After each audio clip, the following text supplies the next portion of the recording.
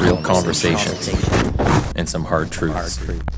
Gangs, drugs, and guns. Giving a voice to those willing to sacrifice. We have stories that need to be told. We have lessons that need to be taught.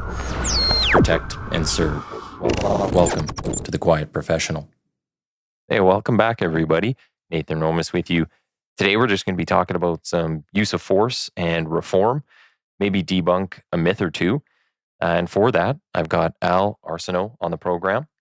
Al served 27 years with the Vancouver Police Department, with his final year spent walking the Skid Road beat as Police Officer of the Year. Highly decorated and innovative, Al also co-created both Odd Squad in 1997 and the Police Judo program in 2010. He has lectured and taught seminars on topics such as drugs, weapons, tactical communications, and police use of force in Canada, the United States, Switzerland, Taiwan, and China. And we won't hold it against them if they come over here and start kicking our ass. But Al is a lifelong martial artist since 1971 with extensive street policing experience in the rough part of town. And he's also done plainclothes, undercover, and surveillance work. Al has given expert evidence on various weapons. He's authored several books on martial arts. And at the end of 2023, he's going to be embarking on a year-long world tour to study police use of force training. Which sounds super cool. So welcome, Al. Yeah, thanks for having me on. Let's start kind of at the beginning and tell us just about yourself, where you grew up, how you came into being this expert in martial arts. So kind of give us the journey in between. Sure. Well, I was actually born in Vancouver. I live in Port Moody right now in British Columbia, but I was born in Vancouver, and when I was about 2, my dad was an alcoholic, and my mother, they're both deceased now. So my mother, she said, well, you got to pick between me and the bottle and your brother. His brother was also deceased. He died in the Skid Road. He spent his entire life in the Skid Road of Vancouver. Frank, my uncle. Wow. And he chose my mom. And then we went to move to Toronto. And I did my public schooling in Toronto, and then my high schooling in North Bay, Ontario. It's 220 miles north of Toronto. And then we did 5 years of high school in those days. And then I took a year's leave of absence, year off between going to university. And I worked up in the oil fields in northern Alberta doing lineman work, lineman groundman work. Because all the pump jacks, the things, the donkey heads that go up and down, yeah. they're run on propane until they can get electricity in. So we were bringing in the lines so they could suck the oil out of the ground electrically, I should say. And so I did that. I put myself through university. All the way when I went to McMaster University for 5 years. It's a 4-year program, but a really good party life, if you know what I mean. So I passed. I got a double honors degree in geography and geology. That's why I say I spent an extra year. Mm-hmm. And then I thought, you know what? I'm too much of a socialite to be traipsing around the bush, making geological maps and stuff and prospecting. So I went to Queen's University I got a Bachelor of Science there at McMaster, and I went to a year at Queen's University to get my Bachelor of Education in Geography and Physical Education. And then I came out west. When I came back out, my brother was a year ahead of me. He had a double major in physical education and music, and a minor in geography, and he couldn't find a job at that time. Those are 3 super different things too. Yeah, I know. Come on, if you don't want to hire somebody, hire him. But anyways, he couldn't do it. And I just heard an advertisement in 1979. I heard an advertisement on a radio for Vancouver Police Department's looking for candidates, and I signed up. And 4 months later, I was a pre-recruit because they really needed people in those days. I'm not saying they're scraping the bottom of the barrel. I had to fight 250 people for that job. So by the time I came on the police department, I was 26, 27. So anyways, so I gravitated back to the West Coast and got into policing. And I wasn't sure that policing was for me because, I've never been pro police myself, 100%. But this is like as you get on the road, so you're out of class and you're still kind of like, I don't know if this is quite right. Yeah, well, my whole lifetime, I say, why do we need police? This is the naive part of me saying, and when it came down to it, people say, what's policing about? You know what? Policing, we're society's babysitters.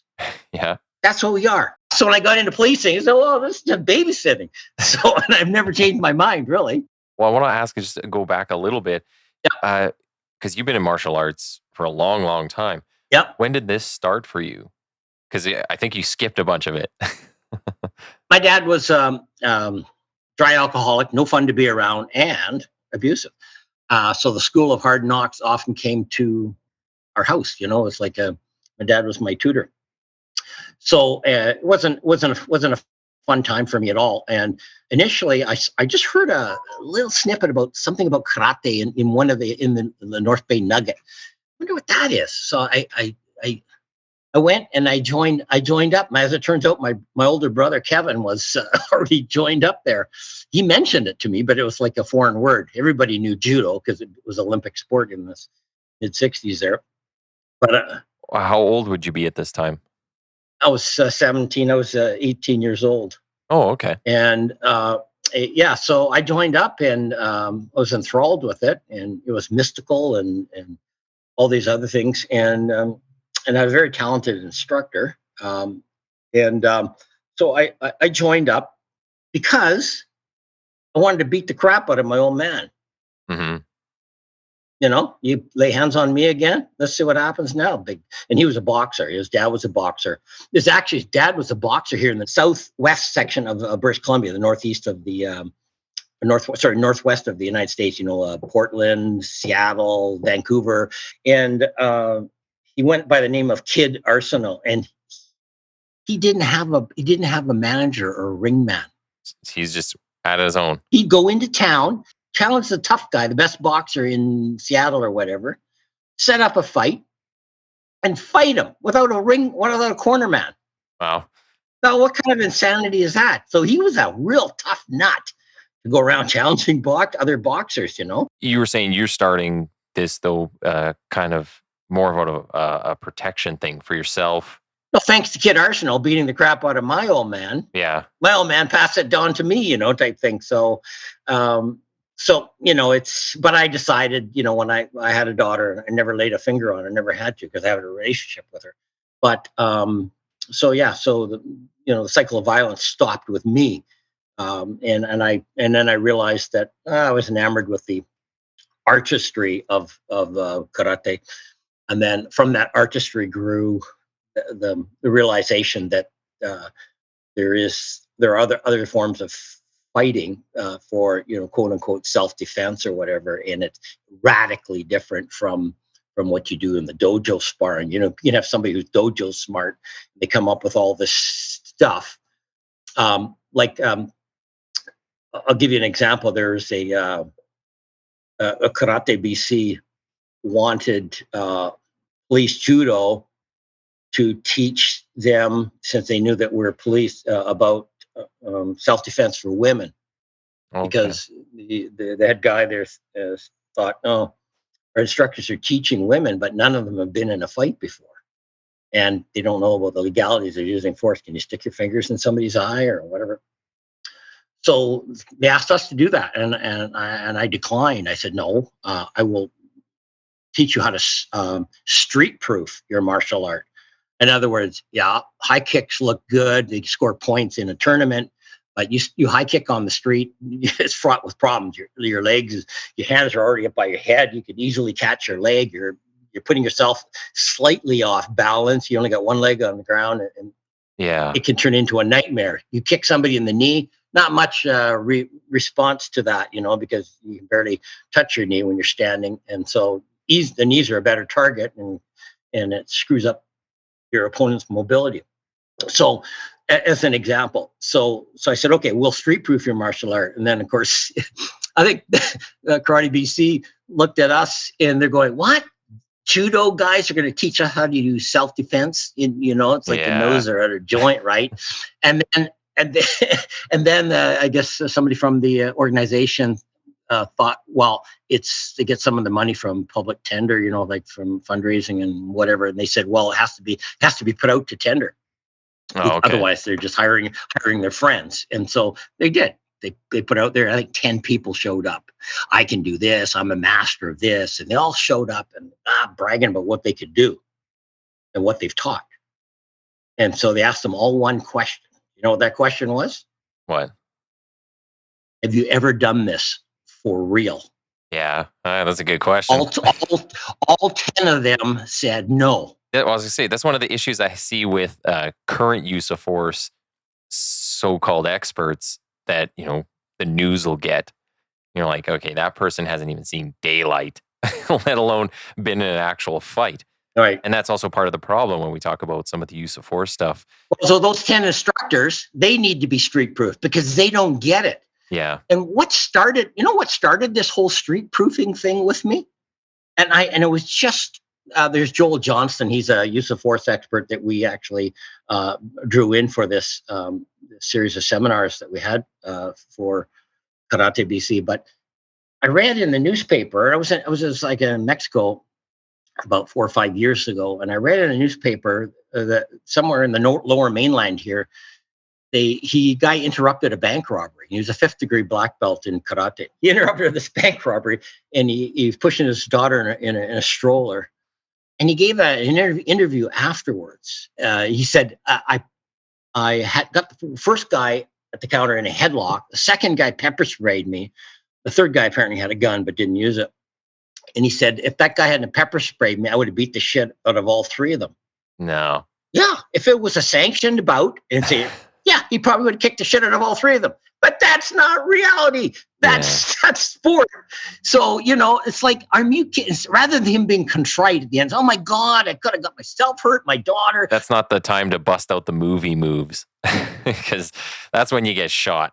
He stepped into something he didn't know what he was dealing with. So, rather than being contrite, he comes back with this. I would have beat them all up if it had been a fair fight, but fair being in the dojo, in an arena, sanctioned arena.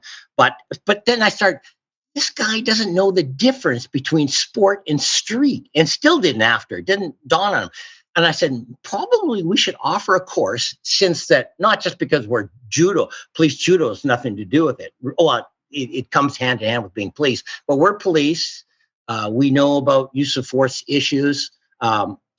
We have to testify in court. We have to conduct ourselves accordingly on the street in terms of the rules of conduct and combat vis-a-vis the Criminal Code of Canada.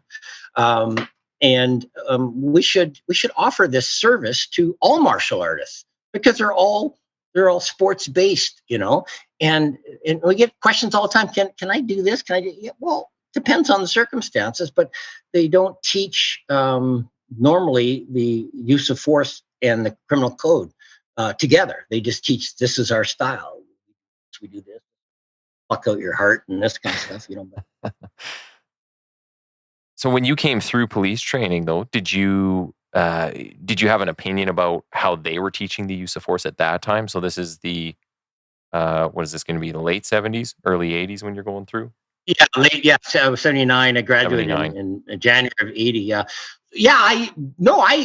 They were teaching some, joint locking and things like that. In particular, interested me, and how to put on handcuffs I always thought that this is kind of a new skill set for me, and the punching, kicking. When I got into it on the street, I got to 3rd degree black belt in karate by the mid 80s. And I can't really say that I used it directly a lot. Punching, kicking looks bad on the street, and it's not pain compliance. It is if you just hit the guy hard enough just to make him wince and go, okay, I've had enough. But if too much, you end up breaking stuff, which, when you're under stress, you could easily apply too much force. And it's an indirect way to get the job done, like hitting the guy in the head and saying, put your hands behind your back. Well, you could just grab his arm, put some pain on him, and get his hand behind your back. You don't even have to talk to the guy. You don't have to explain to him what you want him to do. You just do it. Yeah. Because pain is the universal language. Everybody understands it. It's directional. All joint locks are directional. So you say nothing. Well, so out there, I mean, there's a bunch of different models. And right now, one of the debates is whether we should have just like a centralized college, or at least a national standard of what use of force looks like. Do you think, maybe I'll start with that, is it a standardized, nationalized expectation of use of force? Is that possible? Is it just, an assault here is an assault there? Can we make it one across the country? The problem is that police trainers are quite parochial. They teach what they know. And if you look, sometimes you look at the background and you see behind them, and you see it's just a whole bunch of certifications going. Oh, it's intimidation through certification. Yeah. You look at it and say, "Oh, that's a 4-day course." You add all up the courses, it's like 2 months of training. So it's a lot of knowledge, but it's only like an inch deep. Mm-hmm. It's an ocean of knowledge, an inch deep, and they don't want to stray beyond what they've been taught, or because that's all they know. So that's a problem. And then so there's a lot of times they're teaching in police academy, teaching things that are out of date. They're outmoded. They've been proven to be not really super effective. It's effective when people are compliant, and you can do these handcuffing methods or use of force methods, or you can strike people and it's okay. Now, use of force evolves with the community, norms and expectations. So, rightly or wrongly, now people expect the police not to punch and kick people, because it's been borne out in riots. It's been borne out in use of arrest scenarios, real life arrests on the street. They've gone bad. And I know they're going to go bad, and you do too. You see the body cam, and the guy's a little bit crazy. Okay, he's fighting himself more than anybody. And he approaches him, he's got his handcuffs in his hand. Yeah. This is from somebody being non-compliant from the get-go and crazy. And I'm going, this guy is good. I need both hands to control him, to own him before I put those handcuffs on. This guy's going to do it with one hand. And of course, the handcuffs go flying. He doesn't know what he's doing. That's the first clue. Handcuffs in hand. He doesn't know what he's doing. You got to own him before you put the handcuffs on. You see, because police are just normal people, ordinary people doing an extraordinary job, and they get under stress. They don't know, haven't learned how to control it. Well, even the stuff you were saying earlier about some of the things you were doing in your training in the academy. So that's in 79. We're still doing that today, which isn't necessarily to say it's wrong, but is there stuff that we could change or shouldn't be in there anymore? And I get that even society might change their opinion on certain things, but when you're trying to control a human being, I don't think that aspect has changed. It's just maybe people are higher now. So now you got to figure out a way, how do I deal with someone who's in a high beyond belief? Just like you got to know the difference between holding and controlling. If you start holding people and they're combative, you're going to get hit. The fight's going to go on. It's going to get worse.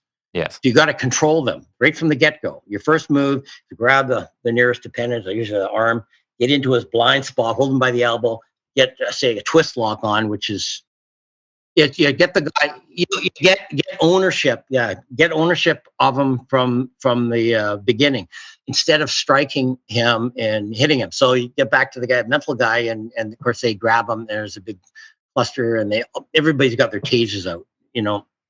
Too much gadget reliance. There's 3 officers there, and they all got their tasers out. Yeah. What does that say about their training? Their training is virtually pathetic. And people say, well, here's a myth if you want to break down. Oh, the guy was so high that they tased him and it didn't work on him because taser is not a pain compliance device. It's not stun mode where you put touch the contact probes to their body. That's pain compliance. The probes, if they're shot out properly, they got like a foot or foot and a half between them, and then the probes stick into the skin, or close enough to the skin that the voltage can arc through. Doesn't matter how tough you are. No, it doesn't matter if you feel no pain. It's not about pain. It's about neuromuscular disruption, and they'll fall down. They don't fall down from pain. I've been tased a number of times. Yep. it's not painful per se. It's a weird feeling in your body, but you don't go down because it's painful. I give expert evidence in stun guns and tasers in court, all non-firearm prohibited weapons. But I used to stun myself, or put the contact probes against me, just in stun mode in court on my arm. They'd be arcing. There's the two test probes that face each other, and it goes. That's what gives it that chatter, and you can see that the ionization of the nitrogen gas that turns that purple color, and they go. And then you have the two forward contact probes. And then when the contact probes touch something that's greater or less electrical resistance than the gap between the two contact or the test probes, which is about an inch, if you touch skin or metal, it'll take the path of least resistance, which is through those contact probes. How many times have you tasered yourself in court? Do you know? Do you have a rough estimate? 10 times, maybe 10 times. Okay. And then one time the judge we stood down for a recess, and then I was walking out of the court, and the sheriff comes up and he says, "Oh, the judge wants to talk to you for a minute." So he's back there in his robes in the back corridor, and he goes, "Why would you want to put that, stun yourself like that?" And I go, "I don't know. I find it mildly erotic, Your Honor." And he goes, "Well, it's not painful. It leaves two little, like you light a match and you touch it to your skin." Well, it got the point across, though. Well, no. The point of maybe I'm doing the opposite, because I'm stunning myself. I'm not like in the movies. You touch yourself on the arm, you fall down, and you're unconscious. Bullshit. I said, it's like two burning matches, and you touch them to your skin. That's about as much pain there is. And so stun guns in stun mode, it's a pain compliance tool. And these guys are wimps. Give up. Give up what? It's not even that painful. Come on. Mind you, I also pepper sprayed myself about 50 times testing products. So I can't really touch my judgment. I say you got quite the experience going. So out there, of all the places you've been, because you've taught in a bunch of countries, who's doing things right? Is anybody doing anything right? Who's doing it right? Well, everybody's doing it. Inherently, they try and do things that are right based on what they know or who they have in charge, right? So, it depends. They pick, they try and pick people who have some street credibility, hopefully, and who have some martial arts background and generally people that others can look up to guide them, in this perilous path that we follow on the street. Do you find, are there certain programs that are going more towards emulating a certain style or incorporating things like jiu-jitsu right now is very popular? Yeah. Jiu-jitsu is extremely popular, but it's, I don't know, it's maybe they have a good reputation in the UFC, for example. Everybody's cross-training now, but you can't say jiu-jitsu wins everything. Yeah, you definitely need to be well-rounded. I'm just thinking for police, and what we're talking about is where striking now is people just don't like to see it, but it still has to happen. But you if you want a good, well-rounded person, judo or jiu-jitsu, even Muay Thai, and the big thing I find, and this is kind of my argument against some of the reform pieces that people talk about, is I think you get a lot more out of martial arts than just I'm learning how to smash somebody on the ground or throw them across a room. It's a lot of it's not about that. It's a lot about learning about yourself and your limits, and what the pain is that you're going to inflict on somebody. You also know what you can and can't do, so you keep yourself safe, you keep your partner safe. So there's a lot more that comes from that. I'm guessing that's kind of similar. Yeah, I mean, people pick techniques. There's no one technique that works on everybody all the time. And you have the wide range of officers from 4'11" up to 6'6". So me trying to put a twist lock where you grab the wrist and you turn the arm in and the elbows pointed up in the ceiling. Yeah, I'd find it challenging if somebody's really tall, like 6'6". I'd have to do a variation of that, maybe a horizontal twist lock, where his forearms parallel to the ground, and I can twist him. I can bring him down. Anybody can bring a person down. But so every person, yeah, like a man, a woman has to know their limitations, in terms of how strong are they, how strong is their opponent, and that's all been resynthesized in the new criminal code. They used to have all these different charges for regarding use of force, and now it's all been streamlined, and they look at all the individual factors, relative factors, both the officer and the offender, to see if the use of force is being deemed to be reasonable and appropriate. So, if the person's 4'11" and the guy's 6'6" and throwing punches, I don't know, maybe the officer might want to draw her firearm and shoot the guy dead, because he's going to mess her up pretty good. If she feels not, it used to be I should feel threatened, and that was good enough, and carte blanche, pull the trigger. Not anymore. It has to be, subjectively, must be subjective, but objectively proven. It's like the old saying: it's better to be carried by 12 and judged by 6 and carried by 12, type thing, or is the other way around. But yeah, unless you're a real big fat guy in there. But so the whole point is that you have to be able to show a jury, for example, that this alternative that you chose was the one to go. And then, like, if you're 4'11", it's easier to justify using possibly deadly force against a really big, violent guy than it is for, two evenly sized people who are going at it. So, and you had all your experience there was on the Walk and Skid Road, and so you've dealt with all kinds of people that are various levels of intoxication or impairedness, drugs, alcohol. So what do you find is, are these techniques can you rely on them 100%? Is de-escalation, is that something that's missing out of the police repertoire? Do we get enough training? Here's the difference between holding and then controlling. And then when controlling doesn't work because the person feels no pain, they're on drugs, they're mentally ill, then you go back to holding again. Yeah.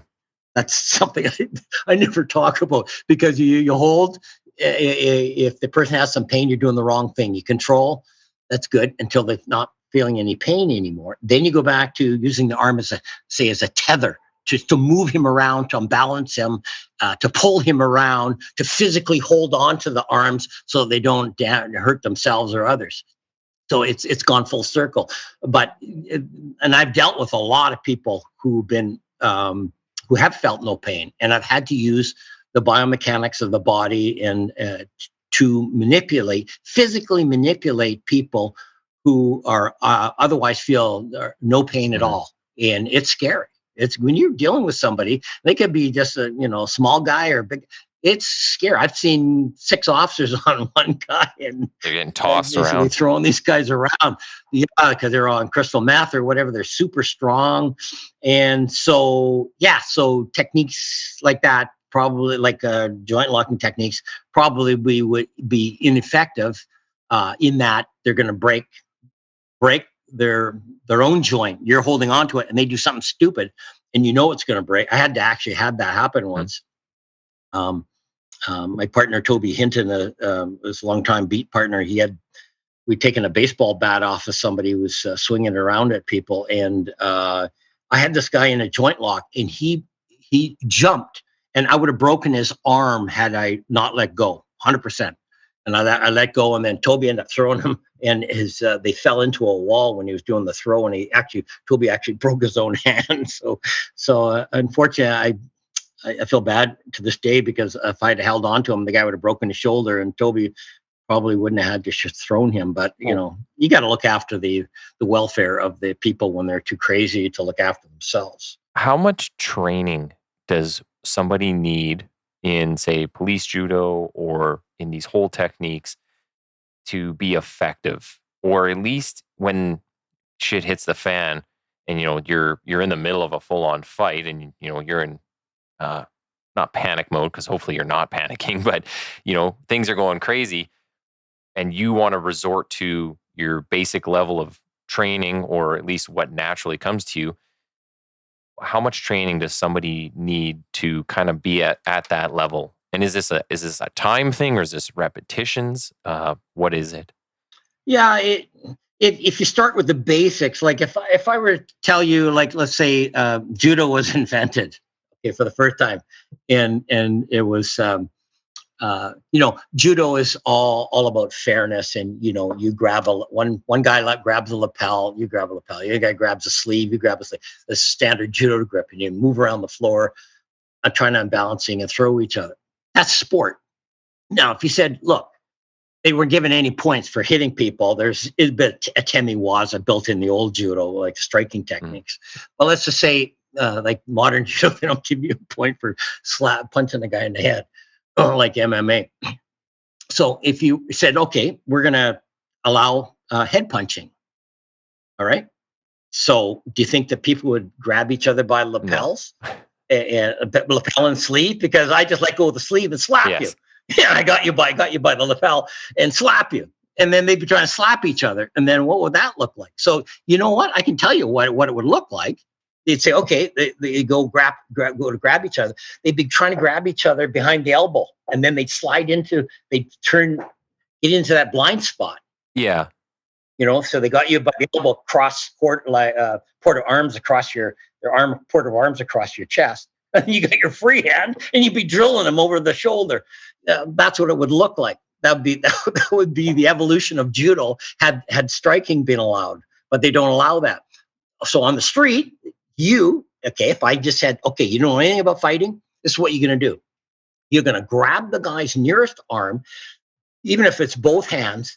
You're going to get and move in behind him here, so it renders his free hand useless. They can't punch over them. And then when he turns, you turn. So you stay in this blind spot. If that's all you did until the cavalry comes, then great.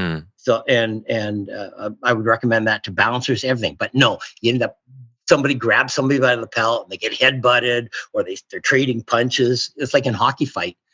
They haven't figured that out yet. But I'm thinking though, when I remember going through, so I went through depot, and then I went through the police training with Edmonton. And both times they teach very similar things. But, when it came to, say, they're showing you wrist locks, things with elbows and stuff, if you're not practicing that daily or with some sort of frequency, you won't be proficient in it. But also, I don't think you'll be that'll be your go-to. So for a lot of people who've never been in a fight, when they get out on the street and they, get into it with somebody that they're trying to control, that's where you get the holding. So the person's just going to hold on for dear life and keep yelling the same command over and over and over, but it's not doing anything. So what I'm trying to kind of get, the point I'm trying to get across is, like, you need a frequency of training, but you also need a length of time. Decent training. Well, and decent training too, right? You got to have a good instructor who's giving you those real life examples, not just the nice to knows, the comfortable ones. So I'm wondering, like, have you ever seen, is there a certain amount of training or time, or do police have to do it more than once a year at some random training day? Yeah, I mean, they've shown that micro training it works best with cops, because their attention span is limited, like teenagers. So better off giving in chunks, and repetitive training, rather than we're do 4 hours or 8 hours of training and then we're done for the year. It's better off to give it to them an hour at a time, for example, or a half hour at a time, or pre-parade. We used to run parade, like just before I retired, with Toby Hinton. Actually became my sergeant. He was my beat partner, and then he was promoted into same squad as a sergeant, because he was really good in this kid. He spent his whole career down there, and we spent the last decade working together. But we used to run handcuffing training. There's lots to be said about training. So, like in my book, I just arbitrarily identified 8 forms of resistance. You grab somebody by the arm, which is 99% of the time. You're under arrest. Grabbing somebody by the shoulder is holding, because you don't have no control of their arm. They can swing their arm freely. Grab them by the elbow is holding, but you have an element of control over that arm, not through pain, but just biomechanically. You can, if the person tries to elbow you, you're already holding a shoulder. So whenever the force is being leveled at you, you push against that force with the grip on the elbow, the sleeve material or whatever. The guy tries to kick you, you ram the elbow down. So because he's got to lift that leg up to kick you, and you just jam it down. He tries to spin around to do a hammer fist. You spin his elbow in that direction. He tries to turn into you and punch across you. You retreat into his blind spot and punch that shoulder or that elbow against the force. So just simply holding him by the elbow offers you some control. Yes. Now you can take this other arm and you bring it down to his wrist. Now that everybody knows that is the escort grip. And I call it modified escort grip. I don't like getting in too close shoulder to shoulder. But that's a modified escort grip. Now, you got him like this. You got to, remember the old days, I got the collar on him, because that's how stupid they were. They grab him by the collar and say, look, they dragged the guy into jail, holding him by the collar. That's called a collar, an arrest. I don't know how those guys survived, really. But anyway, so you got him by the arm. And then there's kind of 8 forms of resistance that he can do. He can curl his arm towards himself. You're trying to get him a straight arm bar. He goes, no, you're not. He curls his arm towards him. Okay, you're trying to curl his arm towards him to get him an outside wrist lock. He straightens his arm, or he grabs for your gun, right? He drops his elbow down. You're trying to get his elbow up into a twist lock. He drops his elbow down. Okay, you're trying to drop his elbow down to get him into a transport wrist lock. He brings his elbow up. He pushes on you when you're trying to pull on him. He pulls and he pushes. Or he tries to punch you with the other hand, or he just drops straight down like a rock. How many academies teach that? You got him like this, and he just drops down like a rock, and they go, never saw that before. Okay, so I've identified 8 forms of resistance. How much training do you need? Learn 5 and act surprised when he does one of the other 3. Yeah. So there's only, I'm just saying, learn 8 ways to defeat his resistance when you grab onto him. Yeah. That's it. Look, if you don't have time to learn those 8 kinds of techniques, then gosh, get another job, or or maybe you like to taste the hospital food, or or maybe you're not afraid of internal complaints when you bash the guy. I don't know. Just like, is that too much to learn? So how long does it take to learn that? Yeah, we in Vancouver, the police department has embraced police judo to the effect that, so when a person hires on, they have to do 40 hours of police judo training before they go to the academy. Okay. So that was one thing I was going to ask is, what should police services kind of maybe pay for memberships to some martial arts gym, or can they have an extra program outside of the policing? Yeah, well, I mean, we've all got our I've had so many power hours in the gym, they give you an hour lunch break if you can get it. But so that's basically paid training time. But if you don't have the equipment, you could buy it yourself or complain when you get, something happens to you. So I didn't have a decent vest. Well, buy your own vest. I mean, Vancouver, they give us good vests and stuff like that. But other places, not so. They have to end up buying their own equipment, or spend your own money. It's not just about the physical training. It's also about the exercise that you get in terms of being fit. Yeah. Your greatest foe is a really wiry, strong guy.